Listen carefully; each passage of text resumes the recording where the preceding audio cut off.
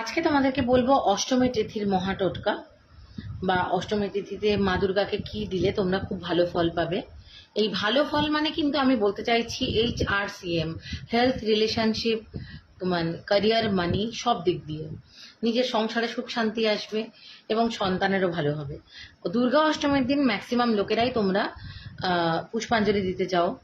তো পুষ্পাঞ্জলি দেওয়ার সময় একটা ছোট্ট ঠোঙাতে করে 5টা পান পাতা, তাতে 5টা কড়ি, সেই কড়িটা পুরো লাল সিঁদুরে মাখিয়ে 5টা তার পান পাতায় মুড়ে 5টা সুপারির সাথে দুর্গা অঞ্জলি দেওয়ার সময় ওং দুং দুর্গায় নমঃ, ওং দুং দুর্গায় নমঃ, ওং দুং দুর্গায় নমঃ 11 বার বলে মায়ের পায়ে অর্পণ করে দিয়ে আসো।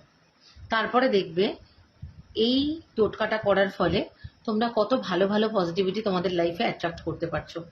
মহা অষ্টমীর দিন এবছর এটা অবশ্যই করো, দেখবে তোমাদের ভীষণ ভালো কিছু হবে।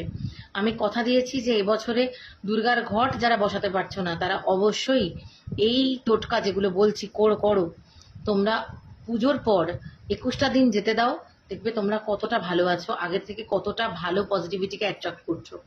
নবরাত্রির সময় মানে দুর্গা এই দেবী পক্ষের সময় মা আমাদের সাথেই থাকেন, মা আমাদের সাথেই মানে বাস করেন। তো এই সময় মায়ের পছন্দের প্রিয় জিনিসগুলো যদি আমরা ভালোবেসে তার কাছে অর্পণ করি তাহলে আমরা ভীষণ ভালো ভালো পজিটিভিটিকে অ্যাট্রাক্ট করতে পারি। এছাড়া ধরো অনেকেই অসুস্থ, যে মা দুর্গার কাছে যেতেই পারছো না, মা দুর্গা কিন্তু তোমার সাথেই আছে।